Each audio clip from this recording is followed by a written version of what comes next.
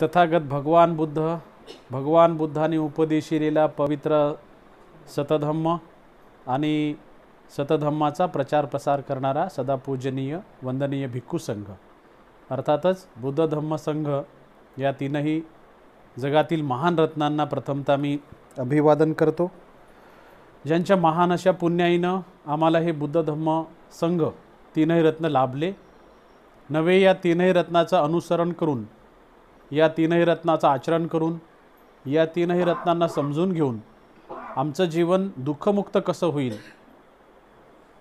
ज्यांच्यामुळे हा आम्हाला दुःखमुक्तीचा मार्ग मिळाला, बुद्ध धम्म संघ हे तीनही रत्न मिळाले असे विश्वरत्न परमपूज्य पिता डॉक्टर बाबासाहेब आंबेडकर यांच्याबद्दल कृतज्ञ राहून आजच्या या प्रसंगी उपस्थित वाघमारे परिवार आणि या परिवारातील संपूर्ण सदस्य, श्रद्धावान उपासक उपासिका, आज या ठिकाणी आपण भोजनदान दिलेलं आहे आणि त्या निमित्तानं आपण सर्वजण या ठिकाणी आपण जमलेलो आहोत। तेव्हा या प्रसंगी आपण एक गोष्ट मला तुम्हाला सांगायची आहे किंवा ती समजून द्यायची आहे की एखादी गोष्ट जर आपल्या जीवनामध्ये किंवा आचरणामध्ये आणायची असेल तर तिला कशी आचरणामध्ये आणायची, तिला कसं आपण आपल्या जीवनामध्ये उतरवायचं। तर भगवान बुद्धांनी त्या काळामध्ये भगवान बुद्ध ॲक्च्युली मेथड शिकवायचे, म्हणजे पद्धती शिकवायचे। भगवान बुद्ध म्हणजे कसं दुःखमुक्त व्हायचं, दुःखमुक्तीच्या पद्धती भगवान बुद्धांनी शिकवलेल्या आहेत। तर भगवान बुद्ध जसं आपण पाहतो की आपण बऱ्याचदा शील पालन करण्याचा प्रयत्न करतो पण शील पालन होत नाही किंवा कुठेतरी चुका होतात, तर मग त्याला कसं करायचं, आपण कसं पालन करायचं किंवा कसं त्याचं आचरण करायचं, आपण शीलाचं आचरण आपण कसं करायचं। म्हणजे आपण ठरवतो की शील पालन करायचं आहे का नाही, पण मग कधी कधी चुका होतात, त्याच्यामध्ये आपल्याला समजतात की आज हे शीलाचं उल्लंघन झालं किंवा हे शील पालन केलं गेलं नाही। भगवान बुद्धांनी याची सुद्धा एक काय पद्धती शिकवलेली आहे की शील पालन कसं करायचं। तर जसं आपण पंचशील घेत असताना आपण म्हणत असतो, 5 शील आपण ग्रहण करत असतो, आपण म्हणतो की पानातिपाता वेरमणी, अदिन्नदाना वेरमणी, कामे सुमिच्छाचारा वेरमणी, त्याच्यानंतर मुसावादा वेरमणी, सुरामेरे मज्ज पमाद ठाणा वेरमणी, असे आपण सिक्खापदं समादियामी असे आपण 5 शील ग्रहण करतो। तर हे 5 शील ग्रहण केल्यानंतर याला जर आपल्या जीवनामध्ये कम्प्लिटली उतरवायचं असेल या 5ही शीलाला, तर याची एक दुसरी बाजू आहे, ती दुसरी बाजू आपल्याला पुष्ट करावी लागते। या शीलाची एक दुसरी बाजू आहे। कोणती बाजू आहे?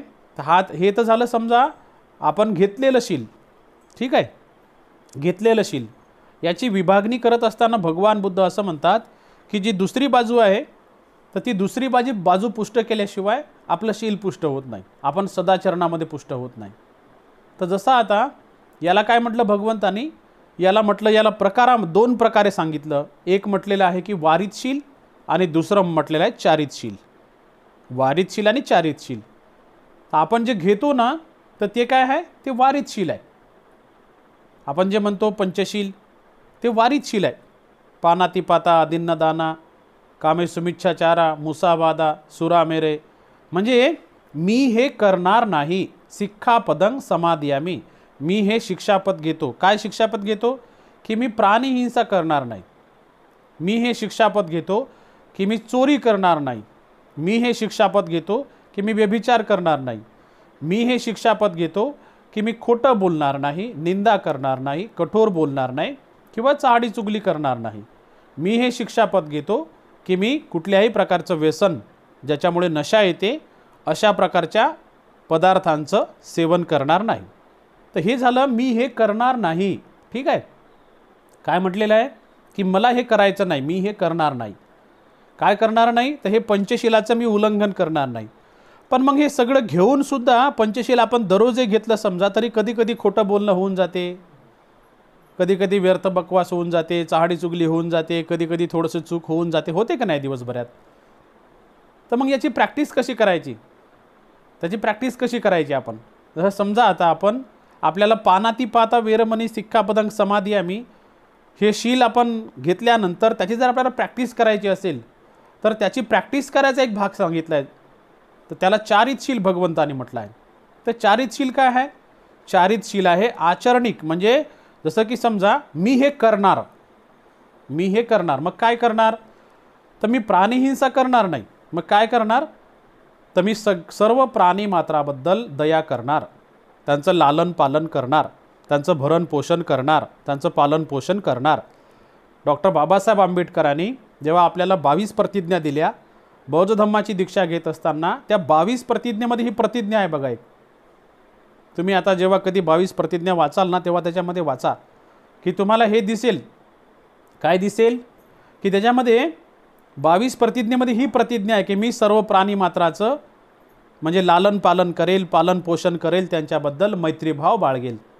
तर समजा आता प्राणी हिंसा करणार नाही, या शीलाचं जर आपल्याला आचरण करायचं आहे तर आपल्याला काय करावं लागेल? की प्राणी हिंसा ज्याच्यामुळे होणार नाही ह्या गोष्टी कराव्या लागेल. मग काय करावं लागेल? समजा प्राण्यावरती आपल्याला मैत्रीभाव करावं लागेल, प्राण्यावरती आपल्याला मैत्रीभाव करावा लागेल.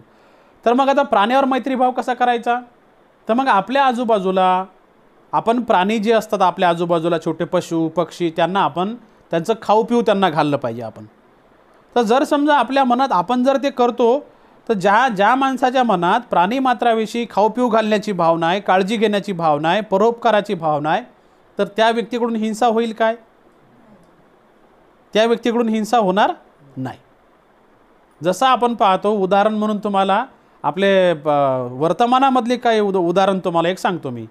जसं समजा एक माणूस आहे जो शेळी पालनाचा व्यवसाय करतो किंवा बकरी पालनाचा व्यवसाय करतो, ठीक आहे.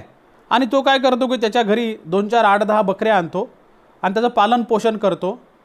आणि मग एक दिवस काय होते की त्याला खाऊ घालतो, त्याला चारा घालतो, त्याला पाणी पाजतो, त्याची काळजी घेतो, आहे का नाही, त्याचं संरक्षण करतो.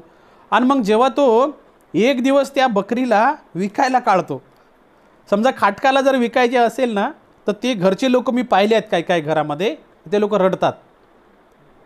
कारण त्यांच्या सहवासामध्ये ती बकरी बऱ्याच वर्षापर्यंत राहिलेल्या असतात. आणि मग जेव्हा विकायची असते ना, ते लोक विचार करतात की नाही आम्ही खाटकाला विकणार नाही म्हणतात, आम्ही दुसऱ्या पालनपोषण करणाऱ्याला विकू, आम्ही खाटकाला विकत नाही, आहे का नाही. किंवा जर मजबुरीने विकली पैशाच्या लोभापायी, तर त्यांना आहे ना दुःख होते, ते लोक रडतात. घरातली लेकरं पण कधी कधी दुःखी होतात, रडतात. काय कारण आहे बरं याचं? कारण की आहे ना त्यांनी अभ्यास कोणता केला? पालन पोषणाचा केला, मैत्री भावनेचा केला, खाऊ पिऊ घालण्याचा केला, काळजी घेण्याचा केला. जर आपण अभ्यास जर समजा प्राणी मात्रावर प्रेम करण्याचा किंवा प्राणी मात्राची काळजी घेण्याचा, प्राणी मात्रावर जीव लावण्याचा, त्यांना सांभाळ करण्याचा हा जर आपण अभ्यास करत असेल, तर अशा माणसाकडून प्राणी हिंसा होईल काय? होणारच नाही, आहे का नाही. तर म्हणून अशा प्रकारे ह्या शीलामध्ये जर परिपूर्ण व्हायचं असेल, आपल्या घरामध्ये सुद्धा पाळीव प्राणी असतात, कधी कधी आपण पाहतो मांजर असते, कुत्रा असते, आहे का नाही, त्यांना आपण खाऊ पिऊ घालतो, तर आपल्याला त्याच्याबद्दल प्रेम उत्पन्न होते. तर ज्याच्या मनामध्ये प्रेम आहे प्राणी मात्राविषयी, त्याच्याकडून हिंसा होणं शक्य नाही. तर म्हणून अशा प्रकारे मग मी हे करणार नाही, मी प्राणी हिंसा करणार नाही, मग काय करणार? मग मी हे करणार. त्याच्यानंतर दुसरं शील काय आहे की मी अदिन्नदान वीरमणी सिक्खापदं समादियामी, मी चोरी करणार नाही. तर चोरी केव्हा होते? एकतर गरजेपोटी होते किंवा लोभापोटी होते. दोन वेळा चोरी होऊ शकते, आहे का नाही. एक तर मजबुरीमध्ये होऊ शकते, गरजेपोटी, नाही तर लोभापोटी होऊ शकते. तर आहे ना भगवान बुद्ध याच्याबद्दल सुद्धा सांगतात की मी चोरी करणार नाही. बरं ठीक आहे, मी चोरी करणार नाही, पण मग काय करायचं काय? त्याच्या विरुद्धामध्ये काय करावं लागेल की ज्याच्यामुळे चोरी होणारच नाही, त्याच्यामुळे लोभ उत्पन्न होणारच नाही, त्याच्यामुळे लोभाची भावना वाढणार नाही, आहे का नाही. आपण पाहतो समाजामध्ये आपल्याला एक पाहायला मिळते की ज्यांच्याकडे जास्त पैसे आहेत ना, त्यांना वाटते आणखी जास्त पैसे आले पाहिजे. एवढंच काय, ते पैसे येण्यासाठी मग ते वाटेल तेवढा भ्रष्टाचार करायला तयार असतात, लोकांच्या स्कीमा हडप करायला तयार असतात, लोकांच्या आलेले पैसे ते हडप करतात, रोडचे पैसे, नळाचे पैसे किंवा वेगवेगळ्या प्रकारचे निधी, लोकांचे आलेले निधी पण ते हडप करतात, पण त्यांची काही भूक क्षमत नाही. हे कशामुळे होते? हे लोभामुळे होते. तर म्हणून भगवान बुद्ध काय म्हणतात की समजा ती चोरीचा एक प्रकारची चोरी म्हणजे काय, फक्त काय पैसे काढून घेणे, तिजोरीतले पैसे काढणे किंवा पॉकेटमधले पैसे चोरून घेणे हा त्याचा अर्थ नाही. आजकाल लोक ऑनलाईन पण गंडा घालतात, ऑनलाईन पण लोक चोरी करतात, आहे का नाही. आज तर फार म्हणजे चोरीचा प्रकार. शेवटी काय आहे, ऑनलाईन चोरी करा, खिशातून काढून घ्या किंवा बँकेतून काढून घ्या किंवा कसेही करा, तर शेवटी तिचा संबंध कशासोबत आहे? मनासोबत. तर मनात ज्याच्या लोभपणा आहे, हावरटपणा आहे, तर त्या व्यक्तीकडून काय होते? चोरी होते. मग आता मी चोरी करणार नाही, मग काय करणार? मी चोरी करणार नाही, तर मग मी काय करणार? दान देणार, म्हणजे मी मदत करणार. जर समजा आपल्यामध्ये दानाची वृत्ती जर वाढली तर चोरी होणारच नाही, आहे का नाही?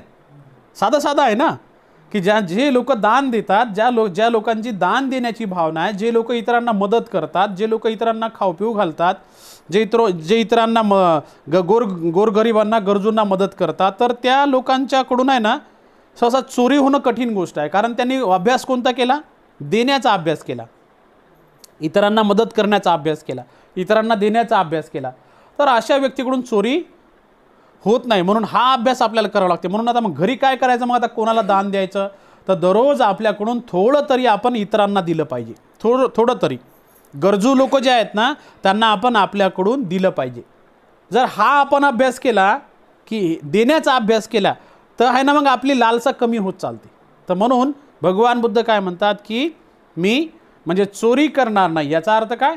की मी हे दान देत राहील अशा प्रकारे. त्याच्यानंतर तिसरं शील आहे, मी कामे सुमिच्छाचारा वेरमणी, म्हणजे मी व्यभिचार करणार नाही. तर याच्या संदर्भात पण काहीतरी असेल ना, आहे का नाही? भगवंत तर प्रत्येक गोष्टीचं कारण किंवा प्रत्येक गोष्टीची कारण मीमांसा करतात, सगळं बारीक सारीक सांगतात.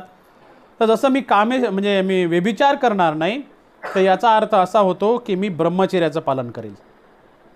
किमान महिन्यामध्ये 4 दिवस, अष्टमी, अमावस्या आणि पौर्णिमा 4 दिवसपर्यंत मी ब्रह्मचर्याचं पालन करेल, किंवा वर्षावासामध्ये उपोषध घेईल आणि मी ब्रह्मचर्याचं पालन करेल. तर म्हणजे आम्ही पती पत्नी एकमेकांशी प्रामाणिक तर राहूच, परंतु या सोबत आम्ही काय करू? ब्रह्मचर्याचं पण पालन करू. तर जर आपण ब्रह्मचर्याचं पालन करत असेल, एखादा व्यक्ती जर ठरवून ब्रह्मचर्याचं पालन करतो आणि वारंवार त्याचा तो अभ्यास करतो ब्रह्मचर्य पालन करण्याचा, तर अशा व्यक्तीकडून व्यभिचार होणं शक्य आहे काय? नाही, व्यभिचार होणं शक्य नाही अशा व्यक्तीकडून.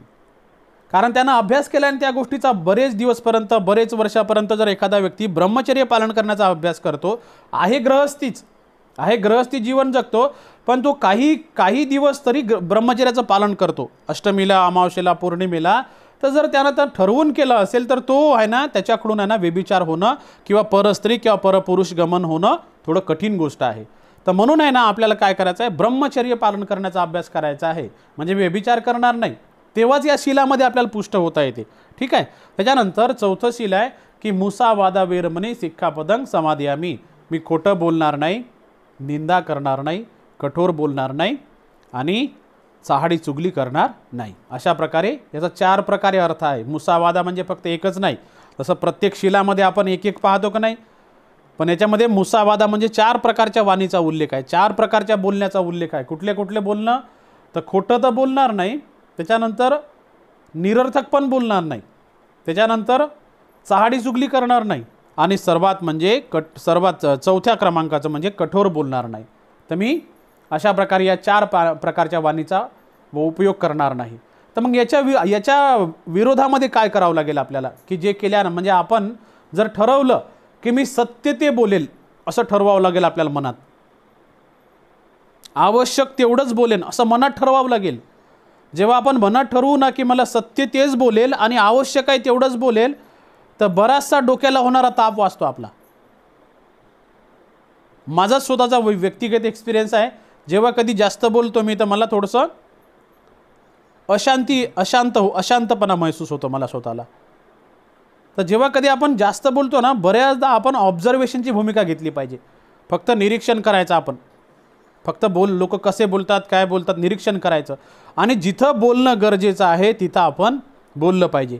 तर अशा प्रकारे भगवान बुद्धांनी 32 प्रकारचं जे बोलणं आहे ना, ते बोलू नये म्हणतात. राजकारणाच्या गप्पा असेल किंवा वेगवेगळ्या प्रकारच्या गप्पा गोष्टी असेल, कारण त्याच्यामधून काहीच नाही मिळत. तर म्हणून अशा प्रकारचं आपल्याला समजलं पाहिजे की आपण काय बोलणं आवश्यक आहे, काय बोलणं गरजेचं आहे. तर भगवान बुद्ध काय म्हणतात की सत्य तेच बोलणार, की मी जे सत्य आहे ना ते बोललं पाहिजे आपण. ठीक आहे. अन्यथा मग काय करायचं? अन्यथा आपण शांत राहून घ्यायचं. मौन कधीही चांगलं आहे. नेहमी मौन चांगलं आहे, कारण आपण जेव्हा जेवढं जास्त बोलतो ना, तर आहे ना आपलं माइंड आहे ना विचलित होते, डिस्टर्ब होते आपलं माइंड डिस्टर्ब होते, आणि मग आपल्याला आपल्या दुःखाच्या कारणाचा शोध नाही लावता येत, सुखाच्या कारणाचा शोध नाही लावता येत, म्हणजे आपण चिंतनशील राहत नाही, मग आपण चिंतन नाही करू शकत कुठल्या गोष्टीवर. आणि बुद्ध धम्मामध्ये दुःखमुक्ती जर अनुभव करायची असेल तर तुमचं चिंतन मनन फार आवश्यक आहे. जेवढं ध्यान आवश्यक आहे तेवढंच तुमचं चिंतन मनन करता आलं पाहिजे, तेवढी तुमच्याकडं मानसिकता पण असली पाहिजे. जर समजा आपण चुकीचं बोलतो, खोटं बोलतो, तर तेवढं आपण काय डिस्टर्ब राहतो. तर म्हणून आपण आहे ना, म्हणजे आमचे एक भंतेजी बँगलोरला असतात, विनयरक्षिता नावाचे, ते असं म्हणतात की जर माणूस आहे ना एखाद्याची प्रशंसा करायला जर शिकला, समजा नुसता प्रशंसाच करत आहे, कोणाची प्रशंसाच करतो, तर सहज तो खोटं बोलणं शिकून जातो. म्हणून आहे ना, तर जेवढं आवश्यक आहे तेवढं आपण बोललं पाहिजे. भगवान बुद्धाने त्यांच्या म्हणजे राहुलाला, भिक्खू राहुलाला जेव्हा उपदेश दिला, तेव्हा उपदेश देत असताना भगवान बुद्ध राहुलाला सांगतात की हे राहुला, तू मजाकमध्ये सुद्धा खोटं बोलू नको म्हणतात. म्हणजे किती बघा त्याच्यामध्ये, किती म्हणजे सार आहे या गोष्टीमध्ये किती मोठा सार लपलेला आहे की राहुलाला सांगतात. राहुल ॲक्च्युली त्यांचा मुलगाच होता, सिद्धार्थ गौतमाचा मुलगाच होता. जेव्हा त्याला दीक्षा दिली, त्याला प्रवजित केल्यानंतर राहुलाला सांगतात की हे राहुला, तू मजाक मस्करीमध्ये सुद्धा खोटं बोलू नको म्हणतात. तर अशा प्रकारे ते भगवान बुद्ध राहुलाला उपदेश करतात. मला वाटते राहुलोवाद सुत्तामध्ये हा उपदेश म्हणजे भगवान बुद्धाने दिलेला आहे. तर अशा प्रकारे मी खोटं बोलणार नाही, निंदा करणार नाही, कठोर बोलणार नाही, चहाडी चुगली करणार नाही. मग काय करणार? मी आवश्यक आहे तेवढंच बोलणार. आणि त्याच्यानंतर जेव्हा कधी बोलेल तर बोलण्यापूर्वी मग मी माझं मन चेक करणार, मनात चेक करणार की मी हे माझं बोलणं मैत्रीयुक्त आहे का, करुणायुक्त आहे का, प्रेमानं आहे का, तरच मी ते बोलणार. तर अशा प्रकारे हे चौथं शील आहे. म्हणजे मी हे करणार नाही, खोटं बोलणार नाही, मग मी हे करणार. त्याच्यानंतर पाचवं शील आहे, भगवान बुद्ध सांगतात की सुरा मेरे मज्जपमात, म्हणजे नशा करणार नाही. ठीक आहे, नशा केल्यानंतर काय होते बरं? नशा केल्यानंतर आहे ना, भगवान जसं समजा शारीरिक हानी होते, ठीक आहे, शारीरिक हानी होते, त्याच्यानंतर मानसिक हानी पण होते, आहे का नाही? शारीरिक हानी, मानसिक हानी होते, पैशाची हानी होते, पण सर्वात मोठी जी हानी आहे ना भगवंतांनी सांगितली, ती सांगितली आहे प्रज्ञेची हानी. म्हणजे असा व्यक्ती जो नशा करतो, तो प्रज्ञेच्या क्षेत्रामध्ये, दुःखमुक्तीच्या क्षेत्रामध्ये, अष्टांगिक मार्गाच्या क्षेत्रामध्ये तो पुढे जाऊ शकत नाही. हा त्याचा सर्वात मोठा लॉस आहे बघा. आणि म्हणून आहे ना, समजा ही तर छोटे छोटे लॉस आहेत, आर्थिक हानी होणे, पैसा जाणे. आता काही लोकांकडे खूप पैसे आहेत, त्याला काही फरक नाही पडत, आहे का नाही? पण हा काही छोटासा लॉस आहे, पैसा खर्च होणे, नशा नशेचे पदार्थ घेण्यामध्ये पैसा खर्च होणे, हा काही छोटासा लॉस आहे का नाही? परंतु सर्वात मोठी जी हानी होते, ती हानी होते आपली प्रज्ञेची हानी होते. प्रज्ञेच्या क्षेत्रामध्ये, प्रज्ञेचं क्षेत्र जे आहे ना, ते सगळं होशपूर्ण क्षेत्र आहे, अवेअरनेसचं क्षेत्र आहे, जागृतीचं क्षेत्र आहे. म्हणजे तुम्ही जेवढं जागृत राहान, जेवढं अवेअर राहान, भगवंताने तर झोपेमध्ये पण अवेअर राहा म्हणतात. जेवताना अवेअर राहा, खाताना, बोलताना, चालताना, फिरताना, सगळ्या गोष्टी ॲक्टिव्हिटी करताना, जेव्हा आपण आपली फिजिकल मुवमेंट करतो, शारीरिक ॲक्टिव्हिटी करतो, तेव्हा आपण सजग आणि जागृत असलं पाहिजे.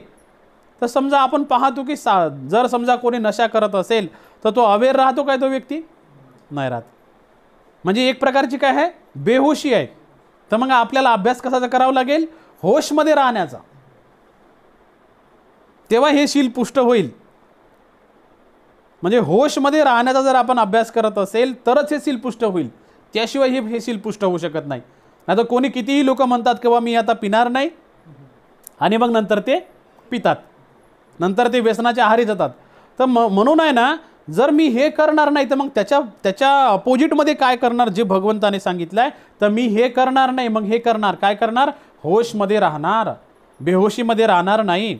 तर जेव्हा आपण होशमध्ये राहण्याचा अभ्यास करतो तर हळूहळू काय होते की आपल्यामध्ये अवेअरनेस वाढते, जागृती वाढते, आणि आपण ते शील आपल्याकडून आचरणामध्ये आणलं जातं. तर आपण जे म्हणतो, आपण पाहतो पालन करा किंवा आचरण करा, ते असं आचरण करायचं आहे. समजा एखादा व्यक्ती आहे, सकाळी उठतो, आहे का नाही, आणि कुठेच काहीच काम करत नाही, आणि दिवसभर तो घरामध्येच आहे, तर मग त्यानं तर कुठलं शील उल्लंघन नाही केलं. त्यानं प्राणीहिंसा नाही केली, चोरी नाही केली, कोणाशी बोलला नाही, व्यभिचार नाही केला, खोटं नाही बोलला किंवा काहीच नाही, आहे का नाही? मग त्याचा फायदा काय? त्याचा फायदा काय? त्यानं शील पालन केलं पण तो परिपूर्ण मार्गावर नाही लागू शकत. एखाद्या माणसानं वर्ष 2 वर्ष घरात कोंडून घेतलं ना, शील पालन केलं, त्याचा काय अर्थ आहे? त्याचा काय फायदा आहे दुसऱ्यांना ना इतरांना? काय आहे का नाही? ॲक्च्युली या शीलाचा संदर्भ डायरेक्ट आपल्या मनाशी आहे. हे जे प्रत्येक शील आहे ना, प्राणीहिंसा पासून ते सुरामेरे मज्जेपर्यंत, याचं कनेक्शन आपल्या राग लोभ द्वेष मोहाशी आहे. तसंच आपल्या मैत्री करुणा मुदिता उपेक्षा यासोबत याचं कनेक्शन आहे. तर म्हणून आहे ना, बेहोशीमध्ये जाणार नाही म्हणजे नशा करणार नाही. सहसा बेहोशीमध्ये जे लोक असतात ना, त्यांची कंडिशन म्हणजे ते नशा करणारे आहेत. तर होशमध्ये राहण्याचा अभ्यास करावा लागेल. तर म्हणून त्यासाठी भगवंताने काय सांगितलं होतं की तुम्ही सम्मासती म्हणजे सम्यक स्मृती, तुम्ही स्मृतिमान राहा. तर स्मृतिमान राहण्यामध्ये 4 प्रकारच्या सती भगवंताने सांगितल्या. एक सांगितली कायागत सती, कायानुपස්සना, ठीक आहे. त्याच्यानंतर वेदनानुपස්සना, चित्तानुपස්සना आणि धर्मानुपස්සना. तर अशा प्रकारचे या सतीचा आपल्याला अभ्यास करायचा आहे. म्हणजे या सतीचा जेव्हा आपण अभ्यास करू तर आपण आपल्याकडून ते शील उल्लंघन होणार नाही. म्हणजे आपण बरोबर ते शील पालन करू. तर धम्म मार्गावर लागण्यासाठी हे शील आहे. आलं का नाही लक्षात? म्हणजे शील सदाचाराचे फायदे हे कसे आहेत? शील सदाचाराचे फायदे हे सामाजिक स्तरावरती आहेत, आहे का नाही? नॅशनल स्तरावरती आहेत आणि इंटरनॅशनल स्तरावरती सुद्धा आहेत. पण त्याहीपेक्षा महत्त्वाचं याचे फायदे आपल्याला मानसिक स्तरावरती आहेत. कारण आपण मानसिकरित्या सुखी समाधानी आणि आपल्यामुळे इतर लोकसुद्धा सुखी समाधानी जीवन जगू शकतात. आणि म्हणून अशा प्रकारे भगवान बुद्ध या पंचशिलाबद्दल सांगतात की मी हे करणार नाही, मी प्राणीहिंसा करणार नाही, तर मी सर्व प्राणी मात्राबद्दल त्यांचं लालन पोषण, त्यांचं पालन पोषण करेन, त्यांना खाऊ पिऊ घालेन, त्यांची काळजी घेईल. ठीक आहे, जेवढं शक्य होते तेवढं. ठीक आहे. अदिन्नदाना वेरमणी, मी चोरी करणार नाही याचा अर्थ मी दान देईल, मी दान देण्याचं शिकेल, इतरांना मदत करण्याचं शिकेल. मी व्यभिचार करणार नाही. तर व्यभिचार तर करणार नाही म्हणजे काय? तर मी माझ्याकडून ब्रह्मचर्याचं पालन करेल. त्याचप्रमाणे मी खोटं बोलणार नाही याचा अर्थ मी काय करेल? सत्य बोलेल आणि जे योग्य आहे ते बोलेल. त्याच्यानंतर मी नशा करणार नाही, मद्यपान किंवा इत्यादी गोष्टीचं सेवन करणार नाही याचा अर्थ मी काय करेल? मी होशमध्ये राहण्याचा स्मृतीचा काय करेल? अभ्यास करेल. तर अशा प्रकारे आपण हे जे शील आहे ना, हे पंचशील, याला भगवंतानी काय म्हटलं? चारित शील आणि वारित शील अशा प्रकारे म्हटलेलं आहे. तर हे चारित आणि वारित शील जे आहे तर याला आपण अशा प्रकारे लक्षात घेतलं पाहिजे. तर एका छोट्याशा उदाहरणानं मी तुम्हाला समजून सांगतो. एकदम छोटंसं उदाहरण आहे की समजा आता हे आपले 2 हात आहेत, हे 2 हात आहे आणि या एका हाताला माझ्या घाण लागली किंवा चिखल लागला किंवा एखादं एकदम असं तेलकट ऑइल लागलं हाताला. ठीक आहे. आणि मग मला हा हात माझा साफ करायचा आहे, याला स्वच्छ करायचा आहे, मला या हाताला स्वच्छ करायचा आहे. तर जोपर्यंत आहे ना मी या हाताची दुसऱ्या हाताची मदत घेत नाही तोपर्यंत हा हात स्वच्छ करता येत नाही. समजा या हाताला घाण लागली किंवा या हाताला घाण लागली तर याच हाताने मी हात साफ स्वच्छ करू शकत नाही, मला दुसऱ्या हाताची मदत घ्यावी लागेल. समजा याला ऑइल लागले एकदम, आहे का नाही? मग या हाताने साबण घ्यावं लागेल आणि साबण घेऊन या हाताला लावावं लागेल आणि असे दोन्ही हात मस्कून दोन्ही हाताला असं मळून चोळून एकदम पाण्यानं धुवून काढावं लागेल. तर त्याचप्रमाणे आहे ना हे जे शील आहे ना, वारित शील आणि चारित शील, हे त्या प्रकारे आहे. मी हे करणार नाही म्हणजे मी हे करणार. तर या प्रकारे आपण या पंचशिलाला आपण आपल्या जीवनामध्ये आणलं पाहिजे. दररोजच्या जीवनामध्ये दररोज आपल्याकडून काहीतरी थोडं बहुत प्राणी पशुपक्ष्यांना किंवा जे गरजू आहे त्यांना देणं झालं पाहिजे. दररोज आपल्याकडून थोडं तरी दान झालं पाहिजे. दररोज आपण म्हणजे अष्टमी अमावस्या पौर्णिमेला आपण संकल्प केला पाहिजे ब्रह्मचर्याचा.